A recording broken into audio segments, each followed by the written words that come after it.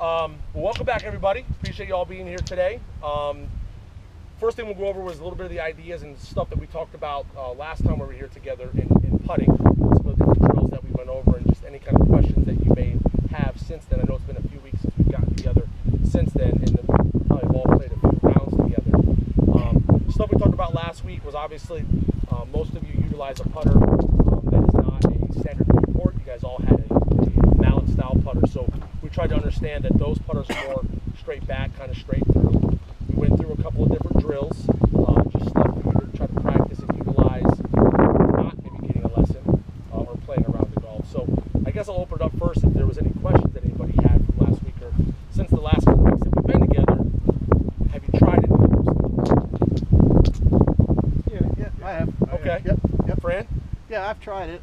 I'm not making any more putts than I did before, but I'm getting closer. Okay. All right, that's good. I mean, seriously, I'm satisfied with where I went. I'm still not making them, but I'm missing a lot more. You're kind of understanding how alignment really does come into that, to and play. the fact with the mallet taking it straight back is not something that I focused on before. Okay. I don't know whether I did it or not, Okay. but I definitely did not focus on making sure that I did it. Got you.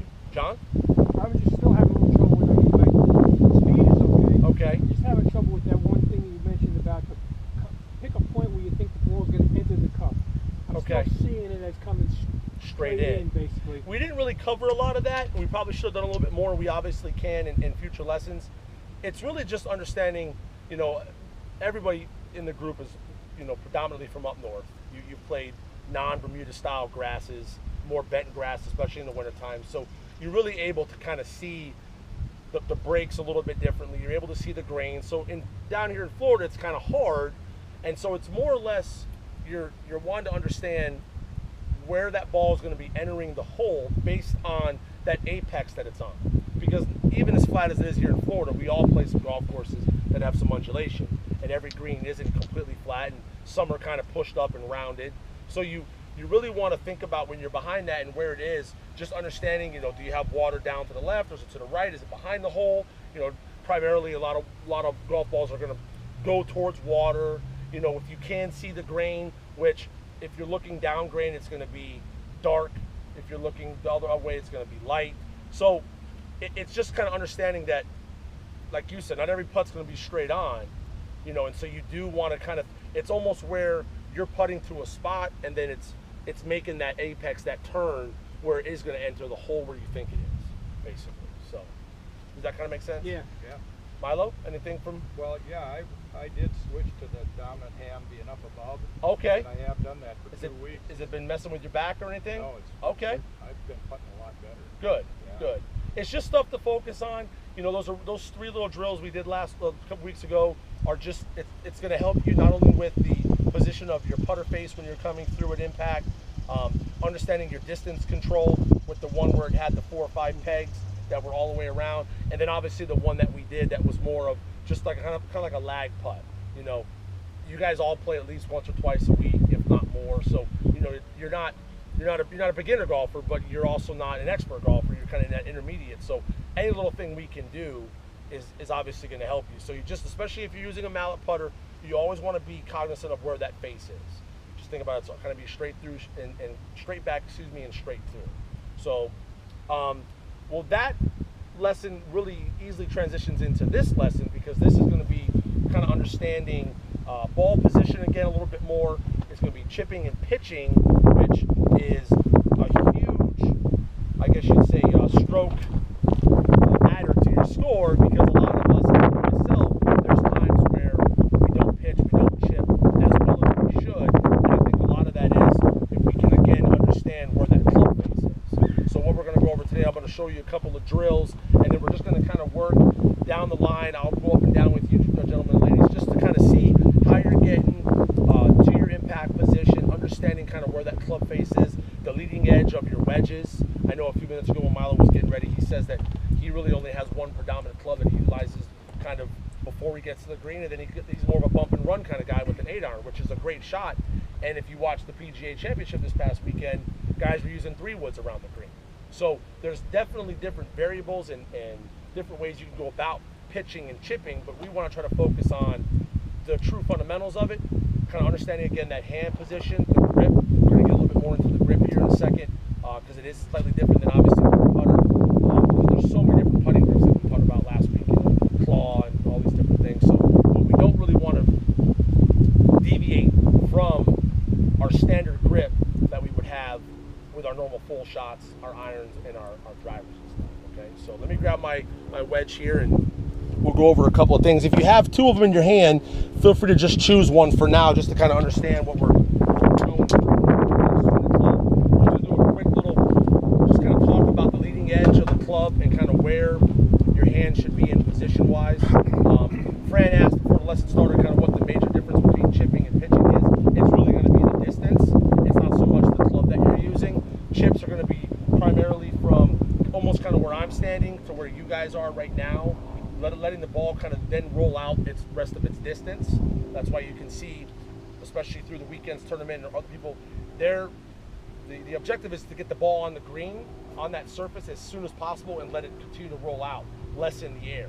Well, with a pitch shot, it's more in the air, less on the surface. So pitch shots will be more like where we're standing now, probably to the yellow flag, if not a little bit shorter, and chips will be more from where I am to the cart, maybe to where you guys are standing right now, maybe a little bit farther out. Sometimes some greens are longer and you're on this far end of the putting green, but the flag's down there kind of where Milo's standing. And so it's still a chip, but we just now have to understand how we need to accelerate through that ball a little bit more to give it more speed and a little bit more distance, but we still want to get it on the ground as soon as possible, if that kind of makes sense. Any questions so far? So, like we talked about last week, there's a little bit more loft to these clubs. I just have a 54 in my hand. It's just my standard sand wedge. I do utilize it myself around the greens and longer shots. Again, it's a game, so we are out here playing that, and we do want to make sure that whatever club we choose, we don't deviate again from some of these other fundamentals. All right, so leading edge is always going to be the same. If you don't know what that is on your wedges, it's honestly going to be this bottom part of your wedge right here, right? 3 wood, same thing. There's still a leading edge to that golf club because there is a loft. All right, it's real important that wherever that leading edge is, that's pretty much where the ball is going to go. Okay, it's if you have you see a lot of guys, Phil Mickelson, super popular for his flop shots. Well, his leading edge, even though his body may be open, his leading edge is still going to the target that he wants it to go to, right? Where he wants the ball to land. All right, so that's going to be your leading edge. Chip shots are, as I said before the lesson started, are really just an elongated putting stroke. Remember, you're not trying to get a lot of air on the ball. You're trying to get it on the putting surface as soon as possible, letting it roll out. Okay. To not have to go back and forth between the two surfaces, I've just chosen this area for now.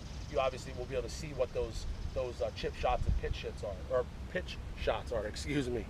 So, one of the first things we'll talk about with a really good training technique, and you may have seen people do it, is they'll take an aiming stick, and this is just basically a fiberglass dowel, if you want to get technical terms. People sell them for thousands of dollars, and you can buy them at Walmart or Home Depot for like 50 cents. But when you're getting ready to do pitch shots and chip shots, you got to really be cognizant of kind of how your body's moving. You're not trying to get a lot of swing and sliding motion. You're not trying to get extremely wristy. It's not a full shot. We're not taking it up to the top of our swing, getting a nice wrist hinge, right? Getting our body to turn, kind of a lesson we've done on the side before, John. That's not really what we're looking at here. Remember, chip shots are just going to be elongated putting strokes where you can see I don't really have a lot of lower body movement, right? I'm really just kind of making if this was my putting stroke, I'm now just doing it a little bit longer or elongated than I normally would, okay?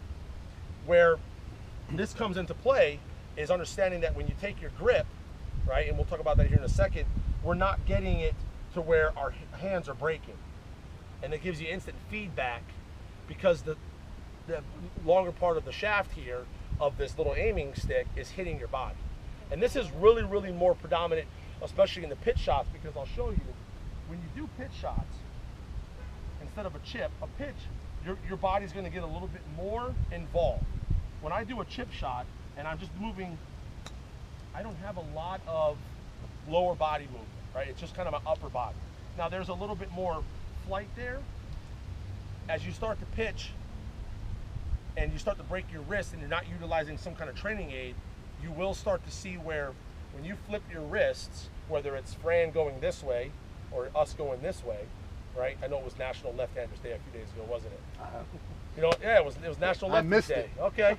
Well, anyways, when you kind of flip your wrist, you actually start to add loft to your club. So if you've ever noticed while you're out there with your buddies, your friends, you're playing, and you go and you're like, all right, I want to hit it to the, let's say the dead grass that's sitting there, and you get kind of this, excuse me, you get kind of this result where it's real high in the air. As you've come through impact, you've actually added loft to the club. So you may have hit it great, it may have came off your club face like that did right in the middle, but remember, you've now taken it from a 50, 54, 56, and made it like a 60. You know, you've made it, so when you're chipping, you're not really wanting to add. Ball should be predominantly kind of in the middle part of your stance. And the last week we talked about kind of when you're putting, we talked about the ball being a little bit more forward in your stance, kind of de-lofting that putter so you get a little bit less of that trampoline effect that a lot of people get. Chip shots here should be predominantly in the middle part of your stance, right in line with your belt loop, belly button, whatever you want to utilize. Normal stance, feet about shoulder width or so apart. Obviously, if there's some physical limitations, you have to be a little bit wider, a little bit shorter in width, that's okay. And it's just going to be an elongated putting stroke. You're trying to get it, depending on how far you have to hit it, on the putting surface or on the flat surface as soon as possible, so it rolls out the rest of the way. Okay.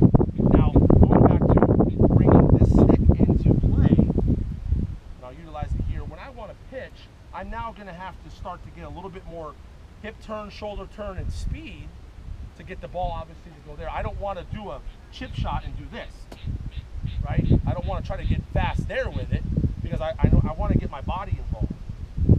So pitch shot, we got, I don't know what we said, that is about 55 yards, 60 yards to that. So this is where we're now going to start to get our body a little bit more involved. You're going to start to see legs are going to be moving a little bit more of a turn in the hips and the shoulders, almost kind of taking the club to about the 9 o'clock position, right? But we don't want to then just stop there and then only accelerate our hands and arms through, because we're going to go back to adding loft to that club, okay? So for me to get it out to that spot, I got to get my body a little bit more involved. I still have the ball pretty much in the middle part of my stance. I haven't changed that. Standard grip, I know we haven't talked about it yet, but if you're an overlapper, interlocking, I think Fran said you were a 10 finger. Fran, did you say that last? I don't know. I'm basically overlock. Oh, or interlock. Interlock. So interlock. So yeah. whatever your grip is, same grip, right? No need to choke down. No need to put it down farther past the pad of your hand here. And you're just going to get your now a little bit more body is going to be involved when you go to make the pitch shot. But you can see, you see how I have followed through. If you watch my body and watch the club, I don't stop here. I don't do this, right? I don't stop my body. So I've taken it back to the 9 o'clock position. I need to get it back to the 3 o'clock position. And then in order for me to do that, my whole body has to kind of go with the club. I don't want to just go here. I know a few weeks back, John, we kind of were out here just messing around. We want to get that body through chest, stomach, thorax, this whole area kind of towards our target, because then we're not going to get the flipping of the wrist out. So you're just going to now add a little bit more speed to get farther out there, right? And not hit it thin. But you can see I'm trying to make sure that I follow through with my whole body. Because now the ball is going to be in the air longer than it is going to be on the ground. And so that's where this stick comes into play. Same grip. You're just going to take it to a point to where it's comfortable. Remember, it's just a training aid, so we're not utilizing it out there on the course. But this is going to show me, remember, there should always be a natural forward shaft lean. I know me and John talked about it, but these clubs are designed that when they sit up on the ground and they're square to their target, they should kind of somewhat lean towards your first belt loop in your pants that you're wearing. All right? That's how they should. So for Fran, it would be this belt loop, right? The one on his right side. And for the rest of us, it'd be that first or second or even somewhere in between the other two belt loops here on our left-hand side. So what this is going to help me with is I'm going to take my grip and I'm going to still work with the same process, same club setup, but I want to make sure that when I get through, sorry about that, when I get through, I'm not hitting my body with the stick. So you're here and you're getting all the way through. You don't want to stop here where you're getting that motion. Does that kind of make sense? Anybody have any questions so far? Kind of the difference between the two? Milo? That's my problem though. I get stuck all the time. I don't get all the way. You don't get all the way all through. the way through. I get stuck, and then I end up falling back on a lot of my. Because you haven't got that weight transfer, and so if you do that, you know, and you stay back here, you're gonna get a lot more. You're gonna get a lot more elevation to your shots, and you're gonna add loft to your clubs. Okay. So again, it's not what club you've chosen at this point. I mean, obviously around the green. Remember, the idea is to get it on that putting surface as quick as possible, letting it roll out. And there'll be further of this next week or the week after when we do some more short game stuff like out of the bunker, and then we do the full swing. We can show you on the putting green, but that's the process. We don't want to just flip our wrist at it like this. We really want to elongated putting strokes, right? When it's chip shots, and then our body's involved when we're getting a nice full body movement through the club when it is a pitch shot. Okay, one question for you. When we talked about putting last time, we were talking about, you basically said, don't have to go back as far as you go forward, you go back, but going forward is the key. Okay, now on the chip, on the chip, is that the same thing, or is that more equal? Well, remember now you have a heavier club, you have more loft to your club. And now with putting, you're not taking, if you were to take this kind of putting stroke with your putter, the ball would go off the putting. You know what I mean? So it isn't so much that that's going to equate the same. You don't want to take it here, but then try to get all the way through, because you now haven't really gotten enough of that momentum through the ball. Does that kind of make sense? So it's almost kind of even. Wherever far back you take it, you kind of want to be the same all the way through. That's what I'm trying to get a feel for. Okay. When I was taught one time that when you're chipping, you really want to almost think about how much rollout is there going to be that you need, and that's kind of how you're going to determine how far you're taking the club back, especially on a flat surface like a putting green. When we're out here and we're hitting the pitch shot just out to there, I can take it far back. You know, I don't know, the ball's not rolling out as much here. It's more in the air than landing. You know, like when I want to hit to that green, I want to hit to it. I want to check, stop, boom, done. You know, draw back a little bit. But on the putting green, to Fran's point, we want to get it on that surface as fast as possible. So we want to be cognizant of how far back we've taken it. We want to kind of follow through, but we have to remember that the ball's going to hit, and then it's going to roll out, because you haven't really come down on the ball in a descending blow, as they say, to provide a lot of spin. A side note is when you hit down on the ball goes up. When you hit up on the ball will go down. Does that make sense to everybody? All right, that's why there's grooves on the clubs, because those grooves interact with the dimples and they provide flight. That's why they always talk about hands being kind of in front and coming in a descending blow to the thing, but we can't really do that here with a chip shot. The ball would go way over the green and it would fly, but with a pitch shot, you're going to be able to get a little bit more spin on it, because you've come through, hitting it, taking a little bit of divot, and you follow through and not kind of held back on it like Tabitha says. John, you kind of say about the same thing. So I brought these out. I got 4 of them. Before we start using them, what I would say we'll do is just warm up, hit some shots, choose a station here, and we'll just kind of go up and down.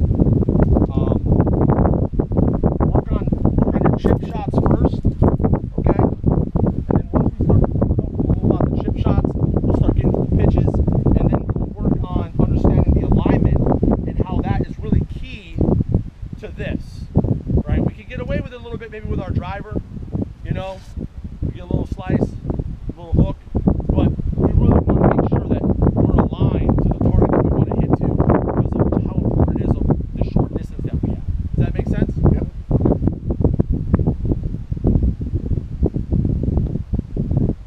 Your stations. We don't really want to do this in like a quick fire kind of rotation. We're just trying to make sure that we're focusing on, again, our grip, okay?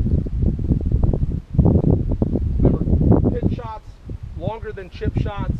We're just trying to, we're going to want to make sure that we're well balanced, okay? Chip shots are only going to be an elongated putting stroke. Just kind of pick a target out there that you want to hit to.